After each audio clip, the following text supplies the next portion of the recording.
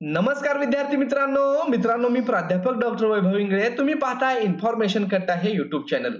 मित्रांनो, LLB 3 year cap round 1 साठी college allotment हे पब्लिश झालेलं आहे आणि तुम्हाला कोणतं कॉलेज भेटलेलं आहे, किती नंबरच्या प्रेफरन्सचं कॉलेज भेटलेलं आहे, हे तुम्ही अगदी मोबाईलवरून चेक करू शकता.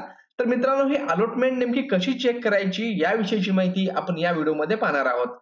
मित्रांनो, व्हिडिओ सुरू करण्यापूर्वी तुम्ही जर चॅनलला नवीन असाल तर चॅनलला सबस्क्राईब करा. असेच नवीन माहितीपूर्ण व्हिडिओ तुम्हाला मिळत राहतात. चला तर सुरू करूयात व्हिडिओ.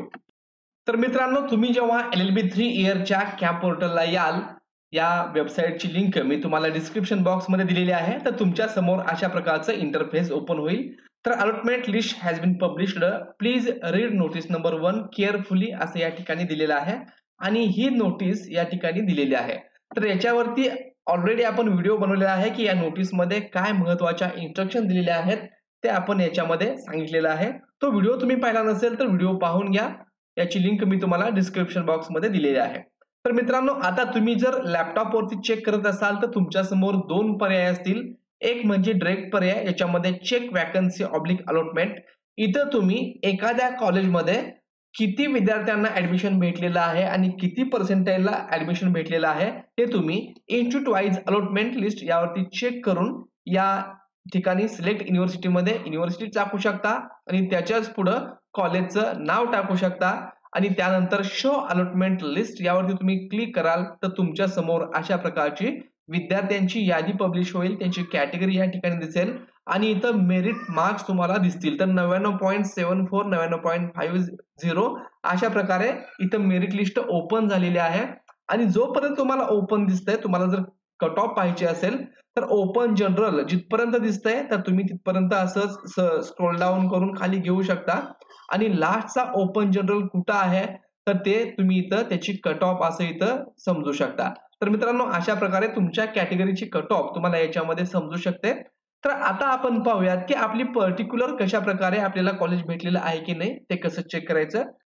तर आपल्याला आता एखादं सीट भेटली आहे की नाही हे पाहण्यासाठी आपल्याला कॅन्डिडेट लॉग इन यावरती क्लिक करायचं आहे. इथे जसं तुम्ही लॉग इन वरती क्लिक कराल तर तुम्हाला इथं साइन इन करून घ्यायचं आहे.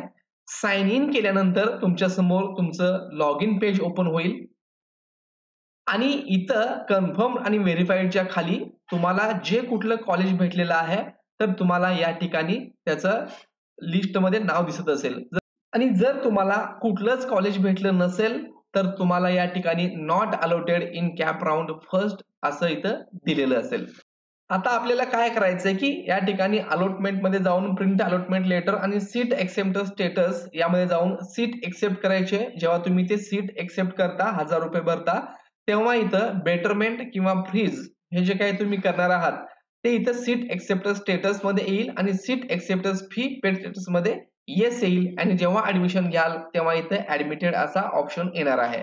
तर आता मग हे बेटरमेंट काय आहे, फ्रीज काय आहे याचा व्हिडिओ आजच सकाळी आपण चॅनलला अपलोड केलेला आहे.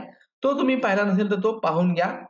आणि दुसरी एक मेथड आहे, या ठिकाणी चेक वॅकन्सी ऑब्लिक अलॉटमेंट यावरती क्लिक केल्यानंतर कॅन्डिडेट अलॉटमेंट हा पर्याय येईल. आता या ठिकाणी थोडंसं सर्व्हर प्रॉब्लेम असल्यामुळं आता इथं क्लिक केल्यानंतर क्लिक होत नाहीये.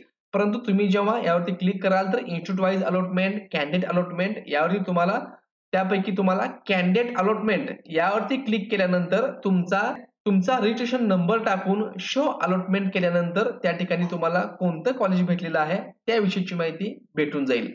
तर मित्रांनो, अशा प्रकारे तुम्ही ही कॉलेज अलॉटमेंट अगदी इझिली चेक करू शकता.